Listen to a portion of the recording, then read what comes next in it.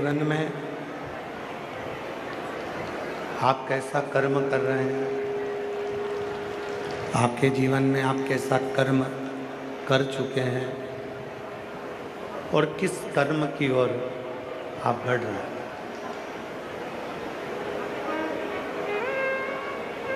ये किसी को मालूम हो ना हो, पर अपनी आत्मा को ये सब मालूम है।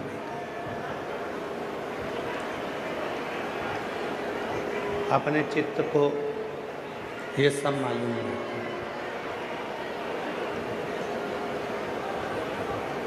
एक हमारी आत्मा, दूसरा है वो परमात्मा। ये दोनों आप मत बताओ इनको, आप कितना भी छुपा लो, कितना भी छुपा कर रख लो, कितना भी मत बताओ, फिर भी ये आत्मा और परमात्मा को सब ज्ञात होता है।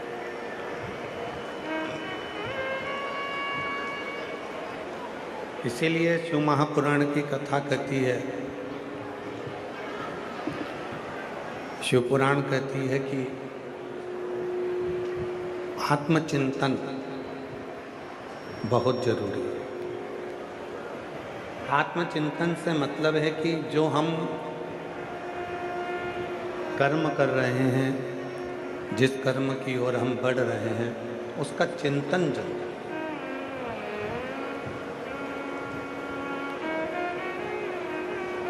कभी कभी अपने जीवन में जब भगवान शिव को एक लोटा जल चढ़ाने के लिए शिव जी के मंदिर में जाओ, भगवान शंकर को जल चढ़ाने के लिए जब भगवान शंकर के मंदिर में पहुंचो, शिव जी के मंदिर में जब आप जल चढ़ाने के लिए जाओ, तो जल चढ़ाने के बाद जब आप नंदी के पास में आकर बैठते हो, नंदी के पास आप जब जाकर बैठते हो, तो थोड़ा सा आत्मचिंतन किया। आत्मचिंतन से मतलब है कि हे परमात्मा, इस शरीर के द्वारा, मन के द्वारा, चित्त के द्वारा, मेरी वृत्ति के द्वारा, मेरी बुद्धि के द्वारा कभी किसी का बुरा ना, कभी किसी का गलत ना।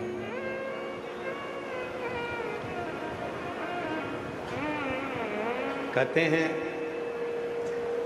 शिव का जो भक्त होता है, भगवान शंकर का जो उपासक होता है, शिव भक्ति में जो डूबने वाला होता है, अपनी वृत्ति को, अपने मन को कोई भी कर्म करता है तो उस कर्म में शिव को समर्पित करता है।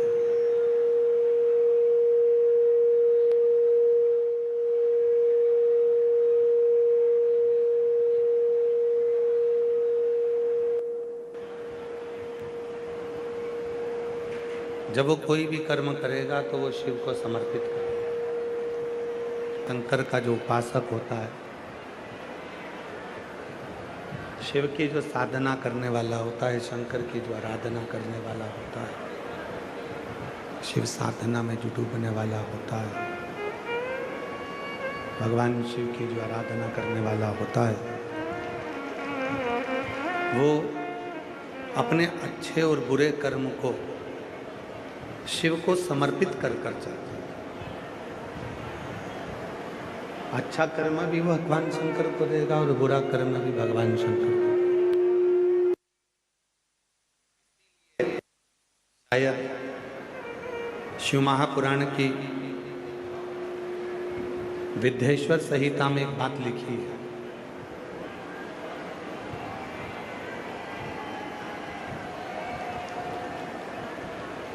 शिव महापुराण की विद्येश्वर संहिता में एक सुंदर सी बात लिखी है। विद्येश्वर संहिता में एक बात लिखी है कि जो बेलपत्र है,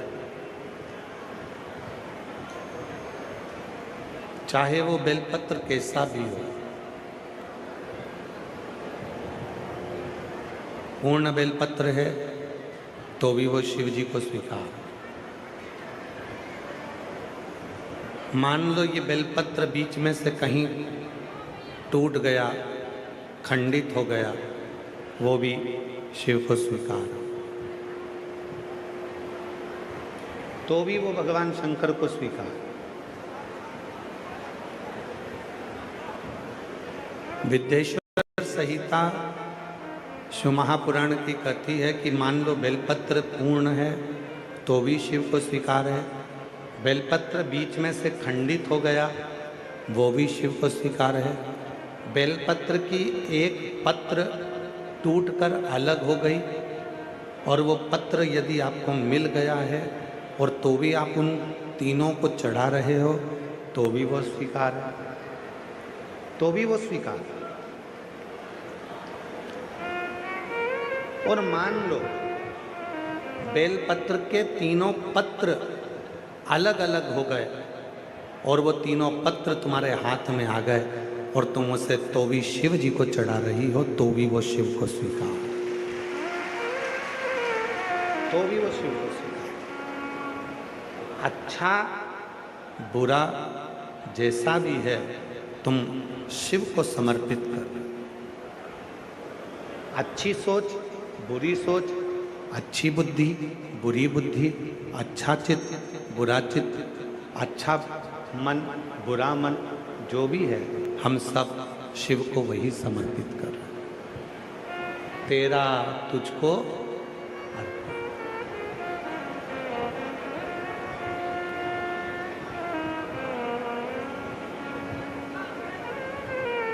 तेरा तुझको अर्पण। ये पत्र चाहे इनके 1000 टुकड़े हो जाएं, ये बेलपत्र चाहे इसके हजारों हजार टुकड़े हो जाएं तो भी वो शिव को स्वीकार। उसी तरह जैसे शंकर भगवान का शिवलिंग होता है,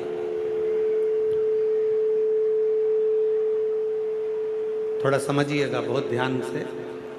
घर में अगर भगवान कृष्ण की मूर्ति है, उसके उंगली टूट गई, हाथ टूट गया या कोई चीज में खंडित हो गई तो वो खंडित मानी जाए। माता रानी की कोई मूर्ति है, उसमें कोई टूट फूट हो गई तो वो खंडित मानी जाए। गणेश जी की कोई मूर्ति है, उसमें कोई टूट फूट हो गई तो वो खंडित मानी जाए। जितने भी देवताओं की कोई मूर्ति आपके पास में है, अगर वो थोड़ी सी भी टूटती है तो वो खंडित मानी जाए। पर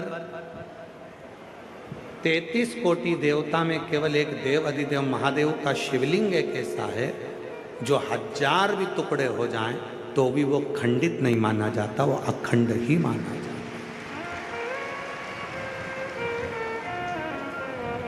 वो खंडित नहीं कहलाए। आपके घर में अगर कोई शंकर भगवान का शिवलिंग रखा है, उसके 4 टुकड़े हो गए, 3 टुकड़े हो गए, कोई बच्चे ने उसको गिरा दिया, स्नान कराते कराते खंडित हो गया, उसके टुकड़े टुकड़े हो गए, 1000 टुकड़े हो गए उसके, तो भी वो खंडित नहीं कहलाए। वो खंडित नहीं हो सकता, वो अखंड है। शिवलिंग कभी खंडित नहीं माना जाता, उसको अखंड माना जाता। उसी तरह आपको बताया अभियाल कि ये बेलपत्र का एक पत्ता, ये दूसरा पत्ता, ये बेलपत्र का तीसरा पत्ता, ये तीनों पत्ते मान लो टूट गए, अलग अलग हो गए, आप चढ़ाने के लिए लेकर गए थे और ये पत्ते टूट कर अलग अलग हो गए, तो भी यदि आप इन तीनों पत्तों को एक साथ रखकर भी शिव को चढ़ा रहे हो तो भी वो अखंड ही माना जाएगा। वो खंडित नहीं, उसमें खंडता नहीं। अच्छा है शिव का, बुरा है शिव का। मात पिता तुम शरण गाऊं मैं किसकी, स्वामी शरण गाऊं मैं किसकी, तुम बिन और न दूजा, प्रभु बिन और न दूजा, आस करूं मैं किसकी। ओम जय जगदीश। अखंडता है। आपसे एक प्रश्न करते हैं इसी संवाद में, जरा उत्तर दीजिएगा। तुम्हारा छोटा सा पोता, तुम्हारा बेटी का बेटा, तुम्हारे बेटे का बेटा, तुम्हारे बेटी की बेटी, तुम्हारे बेटा की बेटी, या तुम्हारा बेटा या तुम्हारी बेटी, छोटी सी, वो कुछ भी खा रही है, कुछ, और खाते खाते उसने एक दाना उठाया और उठाकर खाते खाते उसने अपनी मम्मी के मुंह में दे दिया। खाते खाते उसने अपने पापा के मुख में दे दिया। अब ईमानदारी से बोलो, इतने से दाने से बच्चे का छोटा सा हाथ, छोटी सी उंगली, और वो छोटी सी उंगली से वो बच्चा दाना उठाकर तुम्हारे मुख में दे रहा है। बच्चे का पेट तो वो छोटे से दाने से भरा जाएगा, पर क्या तुम्हारा पेट भराएगा क्या उस दाने से? नहीं भराएगा। फिर भी तुम्हारा बेटा दे रहा है, तुम्हारा पोता दे रहा है, तुम्हारी पोती दे रही है, और बड़े प्रेम से तुम्हारे मुख में दे रही है, तो भले 56 भोग ना मिले, पर वो एक दाना तुम्हें तृप्ति प्रदान कर देगा। प्यार से दिया है मेरे बच्चे ने। बच्चा गोदी में बैठकर वो दाने को उठाकर मम्मी के मुख में दे रहा है, पापा के मुख में दे रहा, भैया के मुख में दे रहा, बहन के मुख में दे रहा।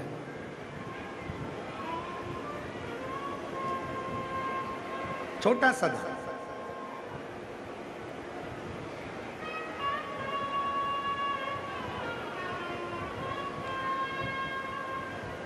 वो लेकर आता है और दे देता है।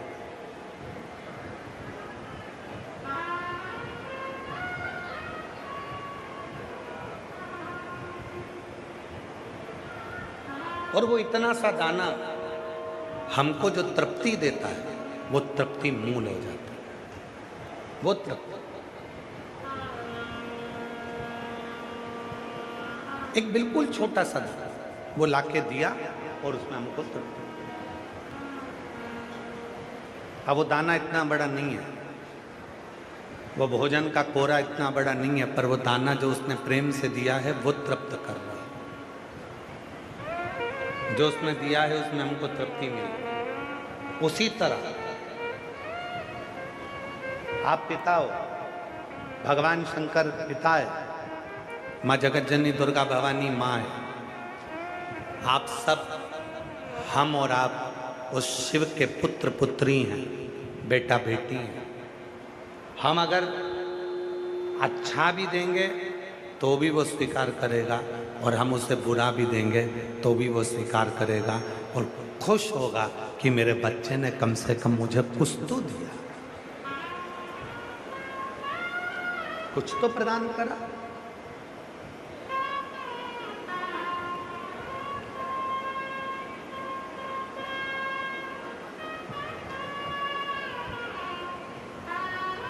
एक गुरु अपने चेले के साथ में भिक्षा मांगने गए, और गुरुजी ने आवाज लगाई, माता भिक्षाम दे। बच्ची दौड़कर अंदर गई, अपनी माँ से कहा कि माँ दरवाजे पर कोई गुरु आए हैं, भिक्षा मांगे। माँ ने कहा जाकर कह दो कि हमारे घर में अभी कोई है नहीं। बच्ची ने बाहर जाकर कह दिया, माँ बाबा अभी हमारे घर में कोई नहीं है। बाबा ने कहा बेटा थोड़ी सी तो भिक्षा दे दो। बेटी फिर अंदर गई कि बाबा तो जा नहीं रहा, भिक्षा लिए देगा। माँ ने कहा कह दो कि हमारे घर में अभी कुछ भी नहीं है। बेटी ने जाकर कहा बाबा हमारे घर में कुछ भी नहीं है। बाबा ने कहा बेटा मैं बिना भिक्षा के जाऊंगा नहीं, एक काम कर, झाड़ू लगा दे, थोड़ा सा कचरा मेरे कमंडल में डाल।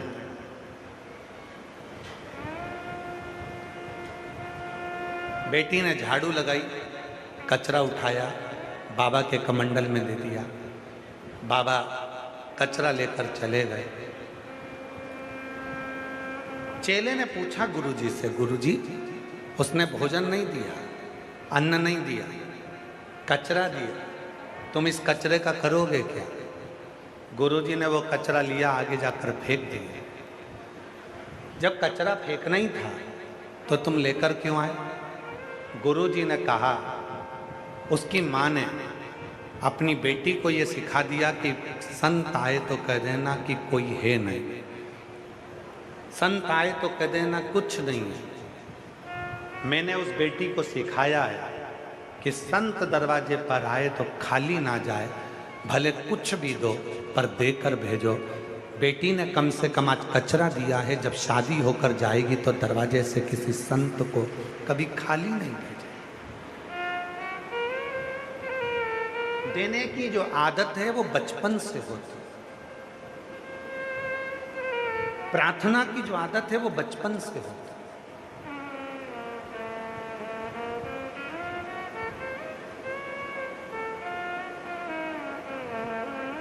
कभी कभी अपने बच्चे से तुम खुद कह दिया करो, ला क्या खा रहा है बेटा? बिस्कुट। ला, दादी को नहीं खिलाएगा? बच्चा आएगा, छोटा सा टुकड़ा तोड़कर दादी को मुख में बिस्कुट देगा, भले पूरा नहीं दे पर इतना सा भी दे तो तुम खुश हो।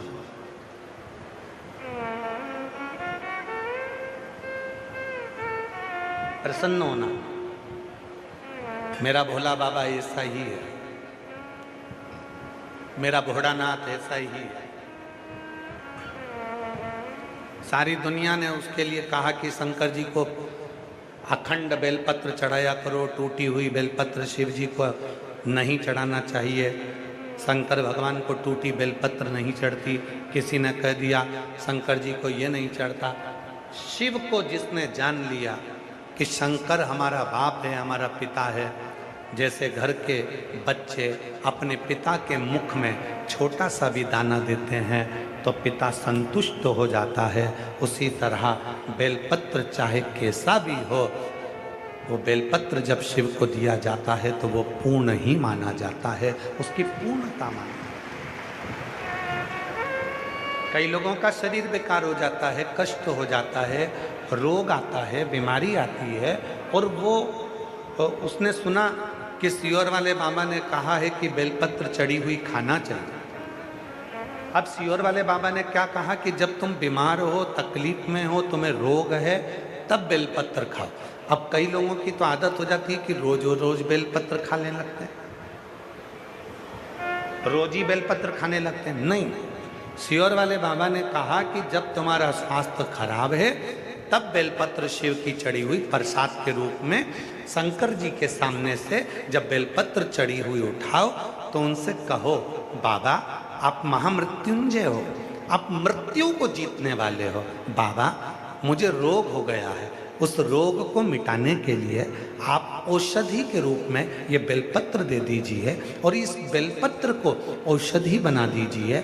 जब आप ऐसा कहकर भगवान शंकर को महामृत्युंजय के रूप में बोलकर उनसे औषधि मांग कर लाओगे, तब उस बेलपत्र को खाओगे तो बेलपत्र असर करती है। और एक बात और याद रखना, हम पूरी बेलपत्र को नहीं खा सकते। हो सकता है किसी किसी के मुंह में छार छार हो जाता है, किसी के मुख में कई बार छाले पड़ जाते हैं, किसी के मुंह में स्वाद आना बंद हो जाता है, किसी किसी के मुंह में कुछ खाते हो तो स्वाद नहीं आ पाता। तो जरूरी नहीं कि पूरी बेलपत्र खाओगे।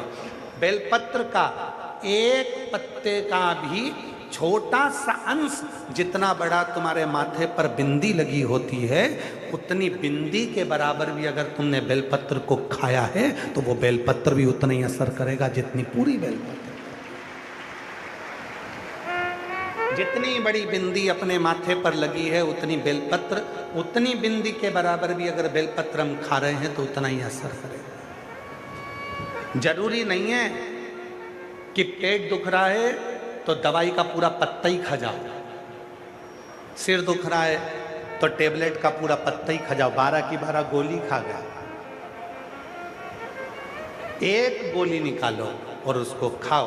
उसी तरह शरीर में अगर कष्ट है तुम पूरी बेलपत्र नहीं खा सकते, मुंह में स्वाद नहीं आता, छाड़ छाड़ हो जाता है मुख में, अगर बेलपत्र खाने के बाद तुम्हें स्वाद नहीं आ पा रहा, तो इतनी सी बेलपत्र का टुकड़ा, जितनी बड़ी तुम्हारे माथे पर बिंदी रहती है उतना बड़ा टुकड़ा आप नंदी के पास बैठकर उसको खाना प्रारंभ करिए, वो बेलपत्र भी उतना ही असर करे, उतना ही असर।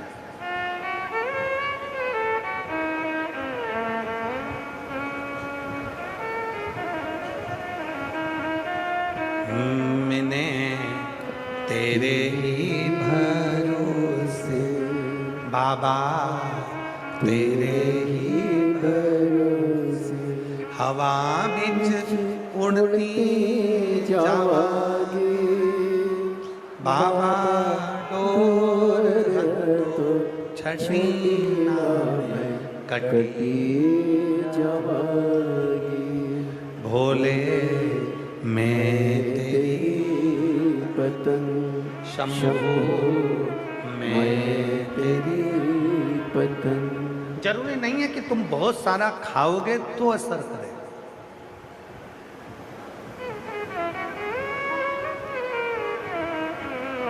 जब नींद नहीं आती है रात्रि को, शिव जी की 5 लड़कियों के नाम बोले जाते हैं, बेटियों के नाम बोले जाते हैं। सबको याद है वो नाम? साथ में बोलेंगे। पहले नंबर पर जया, दूसरे नंबर पर विषहरा, शामली बारी, दौतली और देव। कई लोग ऐसे हैं जो नींद की गोली खाकर सोते हैं, उनके लिए सबसे सुंदर तरीका है, आज ही प्रैक्टिकल कर कर देखना कि सीहोर वाला बाबा झूठ तो नहीं बोल रहा है, क्योंकि अभी तो हम तुम्हारे यहाँ 3 दिन हैं, तुम पकड़ सकते हो, हमको बोल सकते हो कि हमने आज ही प्रैक्टिकल करा था तो भी हमको नींद नहीं आई। आज ही प्रैक्टिकल करो, नींद की गोली मत खाना। शिव जी की 5 लड़कियों का नाम लीजिए। पलंग पर सोते समय, जब आपने पूरा मोबाइल वगैरह सब देख लिया, अब सोने का समय आ गया, उस समय पर मोबाइल को बंद कर कर रखो और हाथ की अंजलि में थोड़ा सा जल लो।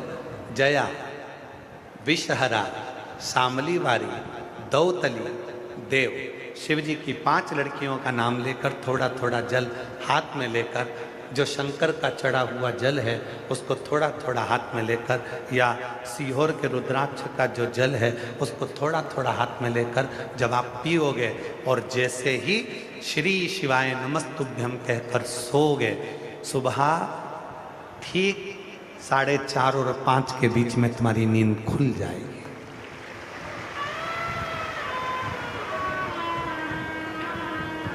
ये कोई नाम साधारण नहीं है। शिव जी की 6 लड़कियां हैं, जया, विषहरा, शामली बारी, दौतली, देव और अशोक सुंदरी। ये 6 लड़कियां कोई साधारण नहीं हैं।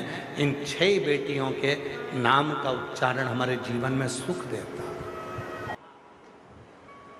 तुम्हारा दुख, तुम जो शिव की कथा सुन रहे हो, शंकर की कथा श्रवण कर रहे हो, एक लोटा जल चढ़ा रहे हो और अपने दिल में शिव को बिठा रहे हो, कथा को सुनकर तुमने कानों से शंकर को अपने दिल में बिठा लिया, मुख से बोलकर अपने दुखड़े को मिटा लिया, बस उसने तुम्हारा दुख मिटाया। सीहोर वाले बाबा ने कुछ नहीं किया, कुछ नहीं। ना हमारे पास कोई बेल है, ना हमारे पास भभूति है, ना हमारे पास नारियल है,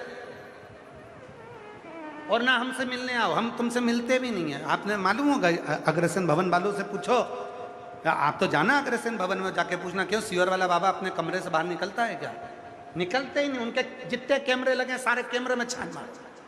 कमरे में जब गए, कथा के समय आए और कथा से कमरे में गए, दिन भर अपने कमरे में रहकर मंत्र जाप करना, भगवान का भजन करना, शिवलिंग है उसकी भक्ति करना, ठाकुर जी की सेवा कर लेना, शालिग्राम जी की सेवा कर लेना, अपने भजन में डूबे रहना, किसी से मतलब नहीं। आपसे मिलेंगे तो आपको लगेगा कि सीहोर वाला बाबा कुछ हमको ऐसी चीज़ दे दे कि हम करोड़पति बन जाए। हम जब तुमसे मिलेंगे ही नहीं तो तुम्हारा विश्वास शिव जी पे रहेगा और शिव जी का कृपा दृष्टि तुम पर रहेगी। हमसे कोई मतलब ही नहीं। क्यों मतलब?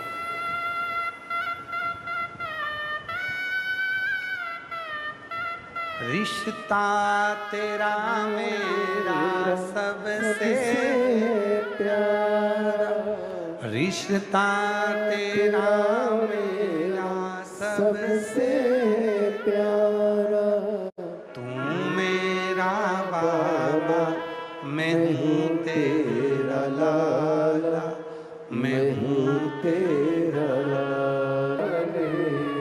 उससे प्रीत बढ़ाओ, थोड़ा उसको चिंतन करो। आए हो कथा में, जहां तुम्हें जगह मिल जाए वहां बैठ जाओ। बैठकर जिस समय पर भजन होता है, भजन के बाद 5 बार श्री शिवाय नमस्तुभ्यम बोला जाता है। बोलने के बाद कहा जाता है बाबा मेरे सब दुख काटो। उसके बाद थोड़ी देर मौन हुआ जाता है। जब 2 सेकंड के लिए 1 मिनट के लिए 1 मिनट के लिए जब मौन हो, उस समय पर तुम अपने बाप से, अपने पिता से, शिव से अपने दिल की बात कहो। उससे कहो, उससे बोलो, वो सुनेगा। और यहां से जाते जाते कहकर जाना, इतना देना मेरी झोली में कि मैं भी एक बार शिव महापुराण की कथा अपने नगर में, अपने गांव में करूं। कम ना देना, किसी से मांग कर नहीं, कर्जा लेकर नहीं, अपने बल। जिसका बाप कुबेरेश्वर महादेव हो, उसको मांगने की जरूरत ना पड़े। तुम दे, तुम।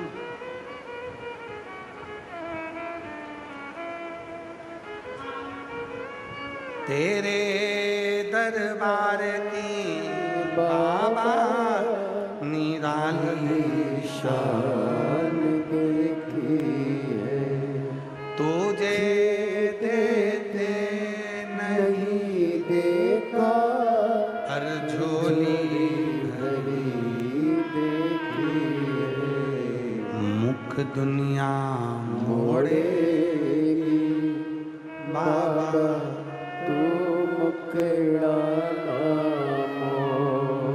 मुख दुनिया मोड़ेगी बाबा तू मुखड़ा मेरी। भिक्षा पात्र में गुरु ने कचरा मांग लिया, क्योंकि देने आदत डाल दो।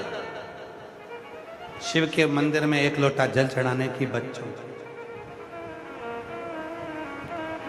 दुनिया का कोई व्यक्ति कितना भी मना करे कि तुम भगवान शंकर को मत भजो, शिव के मंदिर मत जाओ, लोटा भर के जल मत चढ़ाओ, उनके हाथ जोड़कर कह देना मैं तेरे से रिश्तेदारी खत्म कर दूंगी, आज के बाद बोलो।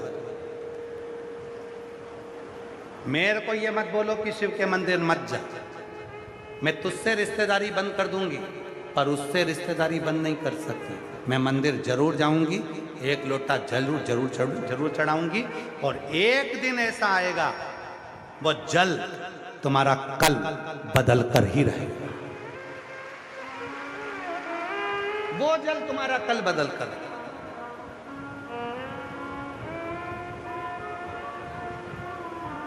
बदलेगा। वो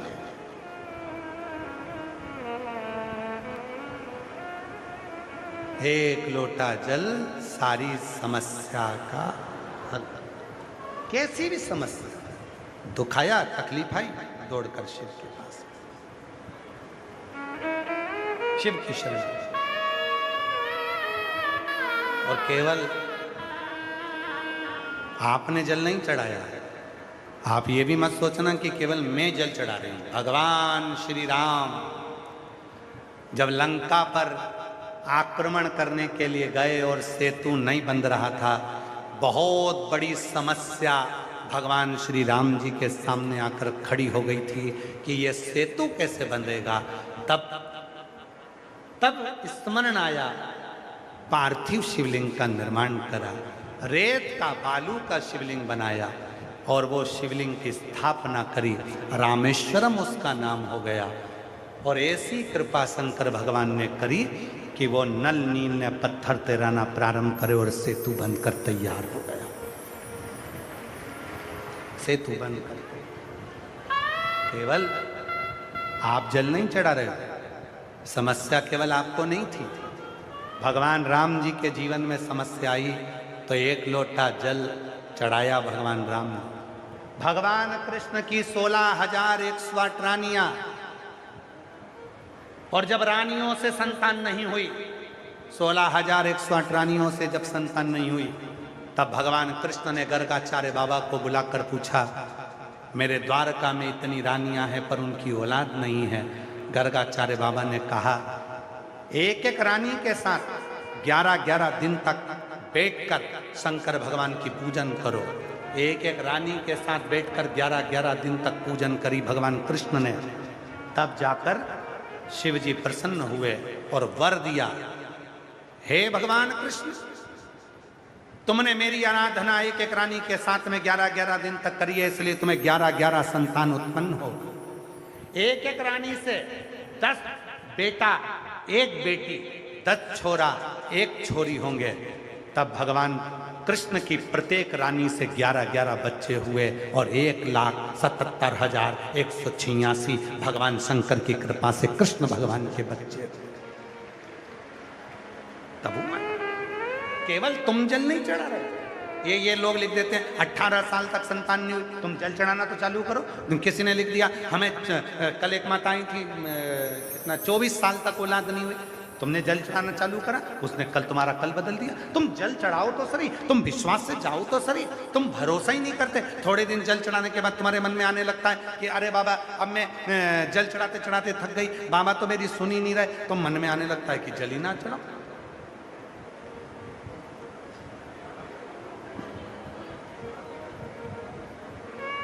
बच्चे को भी जन्म लेने में 9 महीना लगता है, पर आज के लोगों को इतनी जल्दी है, मैंने आज जल चढ़ाया तो मेरा कल काम होना चाहिए, मैंने अभी ऐसा करा तो मेरा अभी ये काम होना चाहिए, मैंने आकर ऐसा करा तो मेरा ऐसा काम होना चाहिए, अभी की अभी होना चाहिए। ना ना ना ना, बच्चे को जन्म लेने में 9 महीना लगता है। इसलिए जल चढ़ाते रहो, चढ़ाते रहो, रोज शिव के मंदिर जाते रहो, और जब जब तुम्हारी टीवी पर, मोबाइल पर तुम्हें शिव महापुराण की कथा, जब तुम्हें सूचना मिल जाए कि कुबेरेश्वर बाबा के धाम से ये चलकर ये कुबेरेश्वर बाबा की पोथी आई है, उस दिन पंडाल में बैठकर कथा श्रवण कर लो और अपने बाप से अपने दिल की बात कर लो। उस दिन कृपा स्वयं शिव कर चढ़ाओ।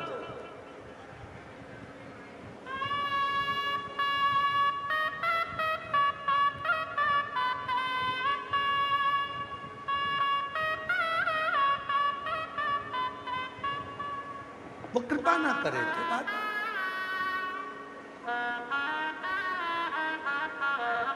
महाराज,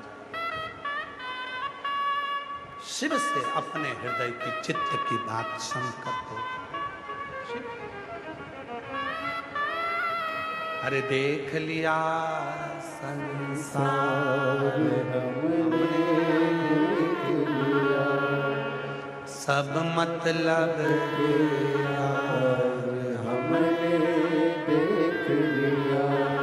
झूठे नाते झूठे रिश्ते, झूठे नाते झूठे रिश्ते, अरे झूठा है संसार हमने देख लिया, सब मतलब के हमने देख। ही दिन जो गुरु पूर्णिमा का दिन रहता है, सारी जगह पर साल भर लोग दीक्षा देते हैं।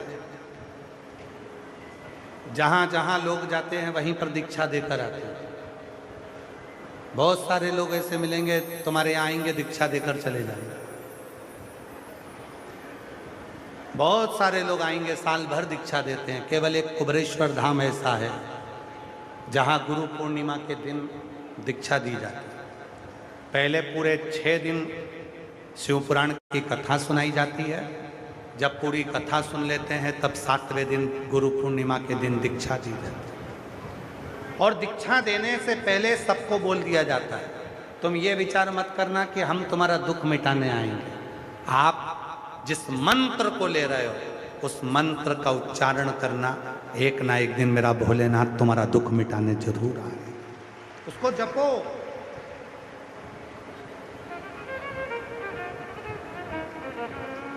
दानवीर कर्ण की भूमि से हो आप, काशी में करनाल लगा हुआ,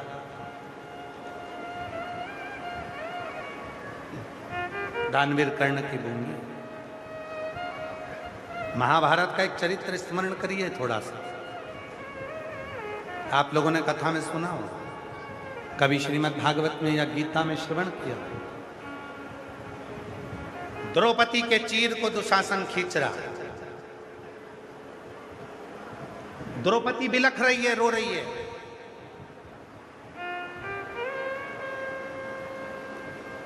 धृतराष्ट्र और गांधारी के सामने द्रौपदी पहुंच गई और द्रौपदी ने कहा धृतराष्ट्र से कि तुम मेरे काका ससुर हो। तो धृतराष्ट्र कहते हैं मेरी आंखें नहीं है। गांधारी कहती है मेरी आंखों पर पट्टी बंधी है।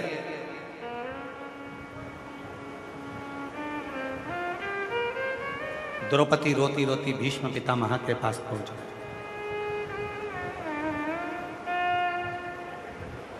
और भीष्म पितामह के पास में द्रौपदी पहुंची और पितामह से कहा पितामह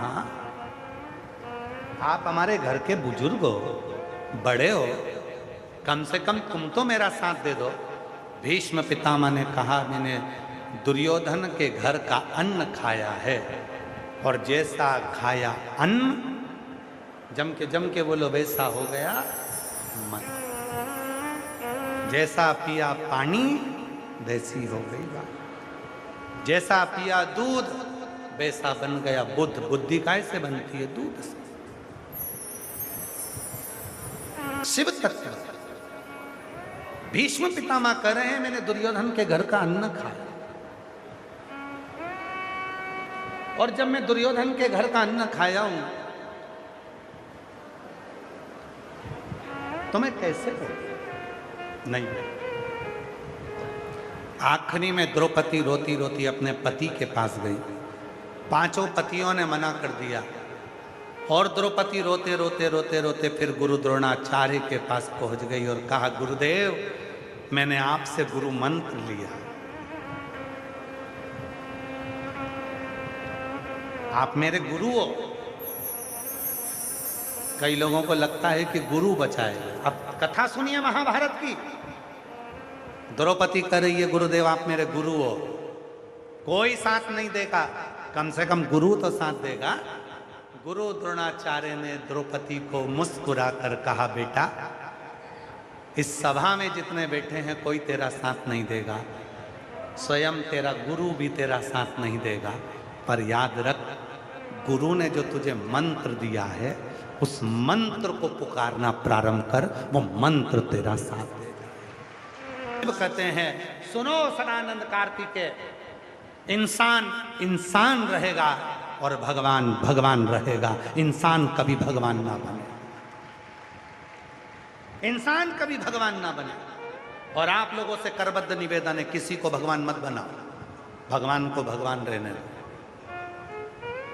भगवान को भगवान रहने दो, इंसान को भगवान मत बनाओ। उसको भगवान को भगवान रहने दो, इंसान इंसान रहेगा, भगवान भगवान। फंसे ना डालो, सारी समस्या का हल एक कर्जा मिटाने वही आएगा, दुख मिटाने वही आएगा, बीमारी मिटाने वही आएगा, तकलीफ मिटाने वही आएगा, तुम्हारे दुख की घड़ी में खड़ा वही मिलेगा। अंत समय और वचन दिया तो निभाना पड़ेगा, और आए ना आए प्रभु कुटुंब कबीला, अंत समय प्रभु आना पड़ेगा। वो केवल अंत समय, तुम्हारी दुख की घड़ी में वही तो आकर खड़ा होगा। और वो भगवान शिव से जो कहा जाए, ब्रह्मा ब्रह्मलोक में, भगवान विष्णु वैकुंठ लोक में, और केवल मेरा शंकर, मेरा ओघड़दानी, मेरा शंभु मृत्यु लोक में, कैलाश पर, काशी में,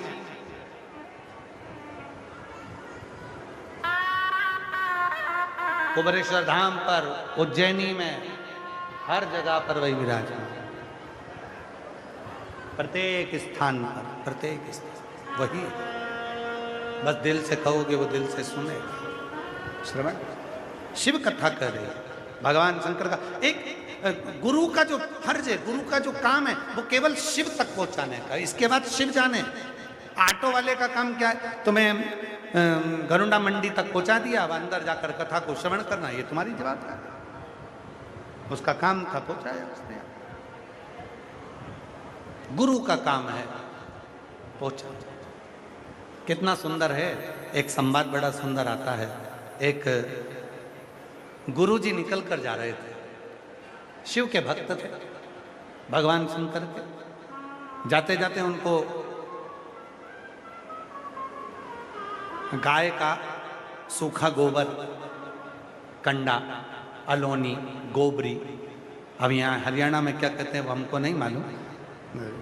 एक होता है गाय के गोबर को ऐसे थपथपा कर, कई लोग दीवार पे थाप देते हैं, कई जमीन पे थाप देते हैं, तो कंडा बना लेते हैं।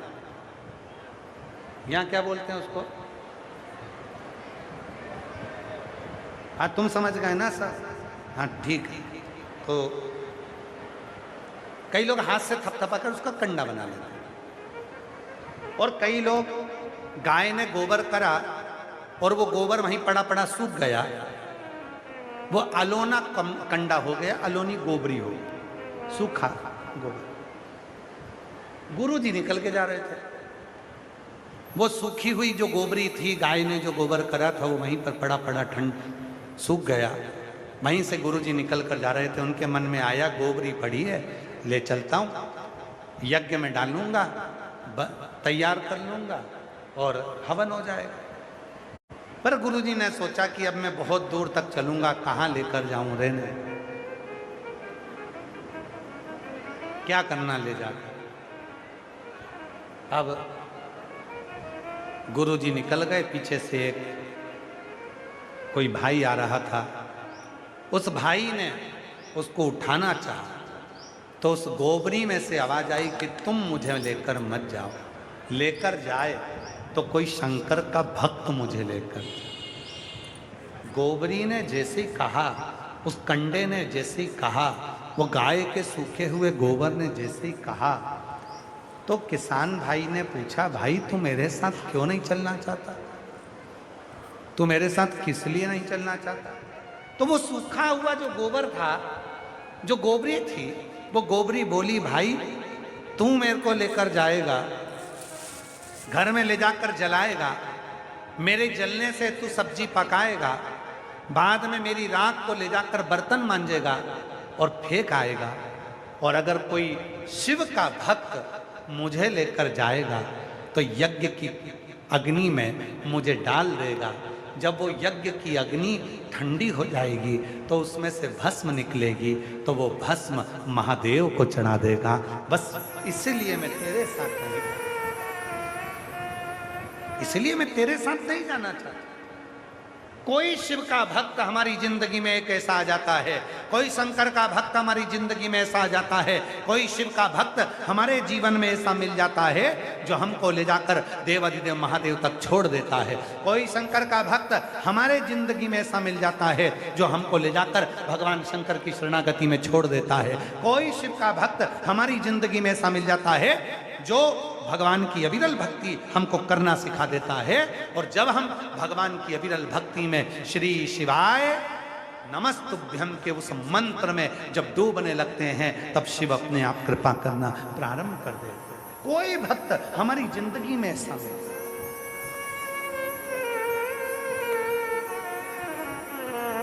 अभी हमारे शैलेंद्र जी एक लाइन गा रहे थे भजन की कि कलयुग में शिव युग आया है और गुरुदेव ये तुम्हारा रचाया है। पर हम उनसे कहेंगे कि उसको गुरुदेव ने नहीं रचाया है, उसको तो स्वयं महादेव ने रचाया है, कोई दूसरा रचाने वाला का भाग्य देखकर देवऋषि नारद जी ने बता दिया कि इनका जीवन ऐसा रहे।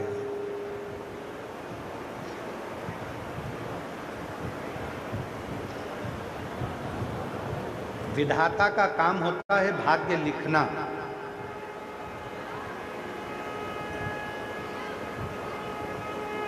विधाता का काम है भाग्य को लिखना,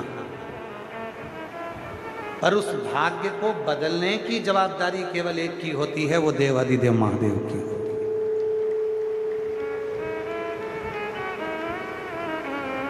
लिखण वाले ने तो लिख दिया, जो ललाट पर था वो लिख दिया। जब लिखण वाले ने लिख दिया और ललाट पर जो था वो लिख दिया, अब उसको पलटेगा कौन?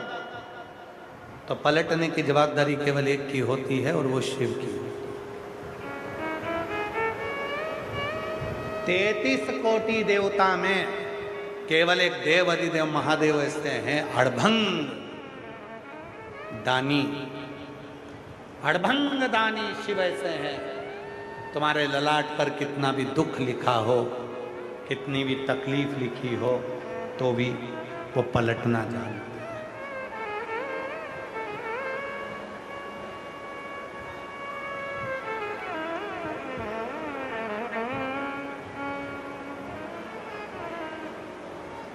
उसको मालूम है तुम्हें क्या चाहिए, क्यों आए हो। ये लाखों की संख्या में आप लोग धूप में बैठे हो, पंडालों में बैठे हो, मंडी के पूरे शेड भरे पड़े हुए हैं, गल्ला मंडी के, अनाज मंडी के, कहीं जगह नहीं है। पेड़ों के नीचे बैठे हैं, रोडों पर बैठे हैं, किनारे किनारे बैठे हैं। उसको मालूम है क्यों आया है, किस लिए आया है, क्या चाहिए तुझको, उसको मालूम। और बड़ी आस लेकर आया, खाली नहीं भेजते। कितने दिन बच्चे हैं कथा के? आप जम के बोलो जरा, जम के। 3 दिन।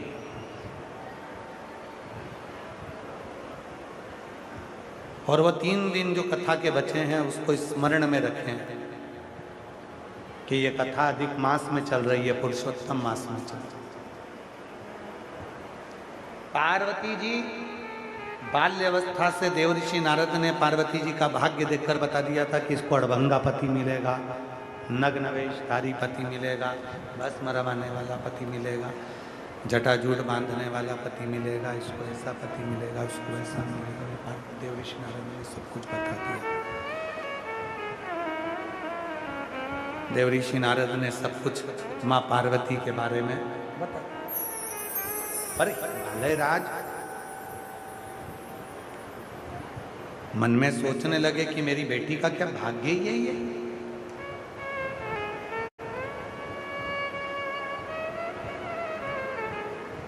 अभी हमने एक कथा थी रांची झारखंड में, तो उसमें एक बात कही थी, कितनी भी अखबार में राशि देख लो,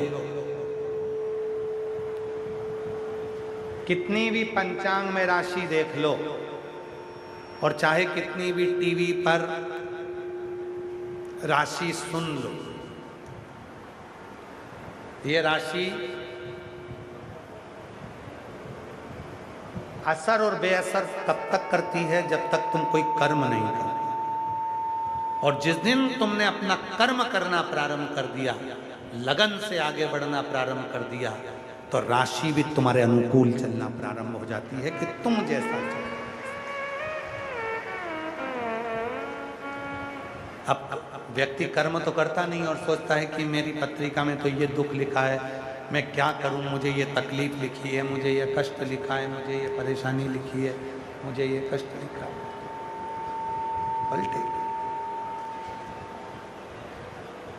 पलट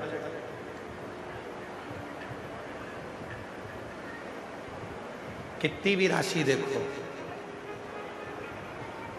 शादी के पहले पहले राशि देख लो, बाद में तो पत्नी का मुंह ही देखना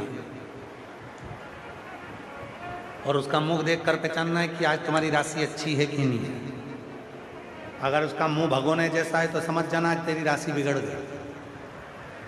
और पत्नी का मुख अगर ठीक है, हंस रही है, मुस्कुरा रही है, सबसे प्रेम से बात कर रही, तो समझ लेना आज तेरी राशि पर भगवान की कृपा हो गई।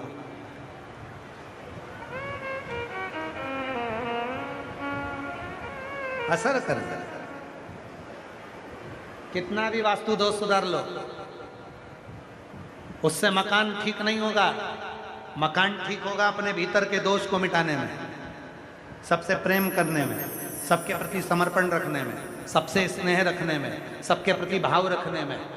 घर में एक दूसरे से किच किच किच किच कर रहे हो और वास्तुशास्त्री को बुलाकर पूछ रहे हो, बताओ सीढ़ियाँ कहाँ बनाऊँ, रसोई घर कहाँ बनाऊँ। उसने कह दिया ये तोड़ो, उसने कहा वो तोड़ो, उसने कहा ऐसा करो, उसने कहा वैसा करो। अपने आप को तो सुधारें हम। अपनी कर्म नहीं कर रहे और सोच रहे हैं कि सब कुछ हो जाए।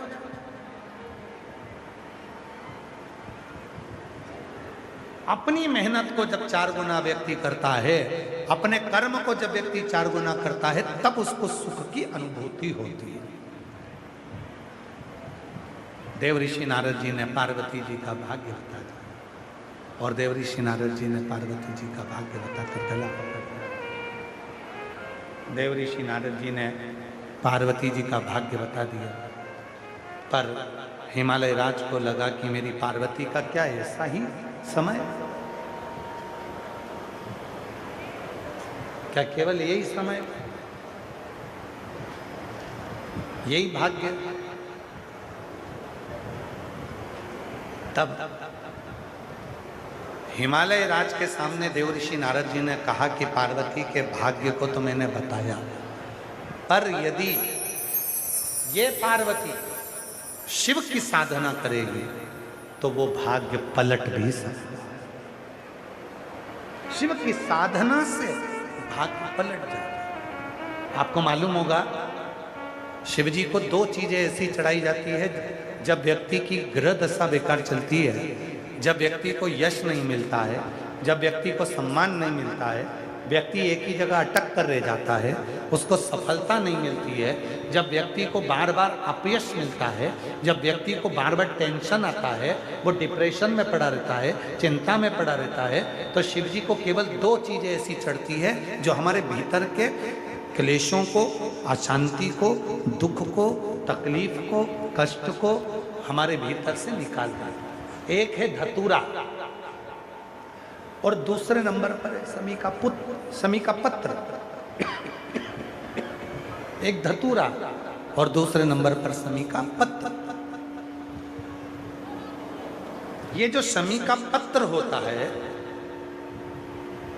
समी का जो पत्ता होता है, इस पत्र में इतनी प्रबलता होती है समी के अंदर कि जैसे कहते हैं समी की जो लकड़ी होती है, अगर वो आगी में डाली जाती है तो वो समी की लकड़ी आगी में लंबे समय तक चलती है, उसकी आग बुझती नहीं है।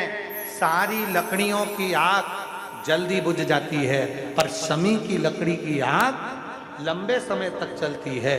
उसी तरह एक समी का पत्र, जब हमारे भीतर बहुत क्लेश होता है, अशांति होती है, टेंशन होता है, डिप्रेशन होता है, जब मन में अशांति होती है, चिंता होती है, व्याधियाँ आती हैं, तो एक शमी का पत्र जब हम भगवान देवाधिदेव महादेव को समर्पित करना चालू कर देते हैं, तो हमारे भीतर की जो भी तकलीफें हैं, कष्ट हैं, बीमारियां हैं, रोग है, ये सब धीरे धीरे कटना प्रारंभ हो जाता है। एक शमी के पत्र में वो बल होता है, एक धतूरे में वो बल होता है,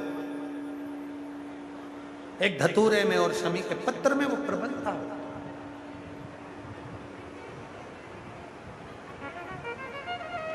धतूरे को भी 3 तरह से चढ़ाया जाता है।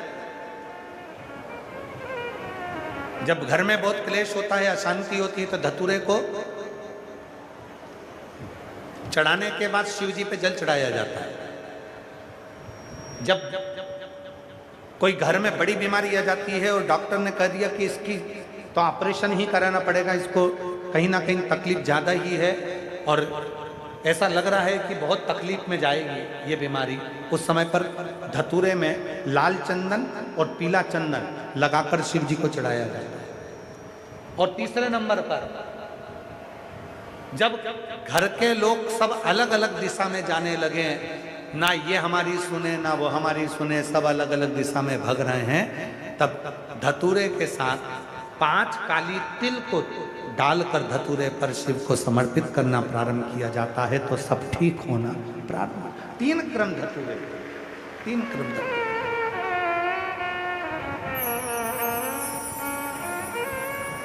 एक पत्र है, अच्छा है, देखिए, अच्छा पत्र।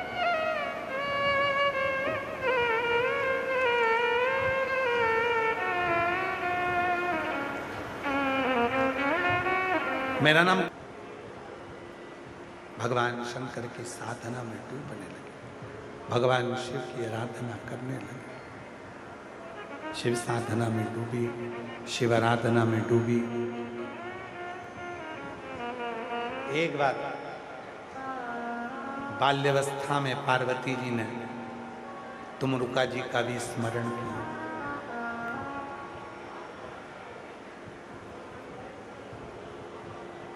जब मन भटकता है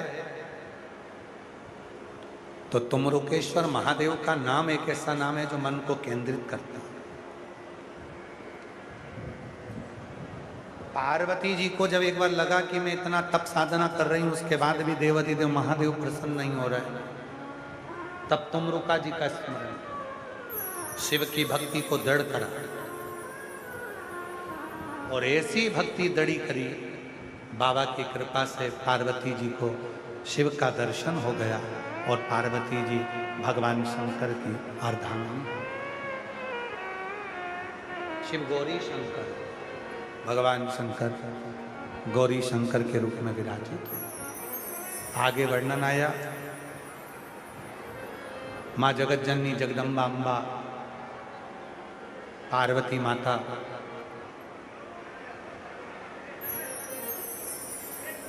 शरीर पर उपटन लगा है, स्नान करने के लिए जा रहे हैं।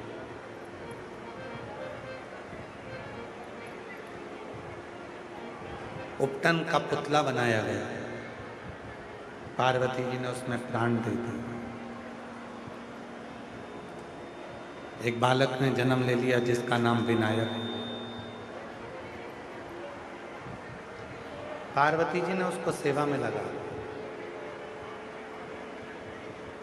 शिव जी का आगमन हो गया, अंदर प्रवेश नहीं दिया। सबसे कठिन ड्यूटी है दरवाजे पर खड़े होने वाले।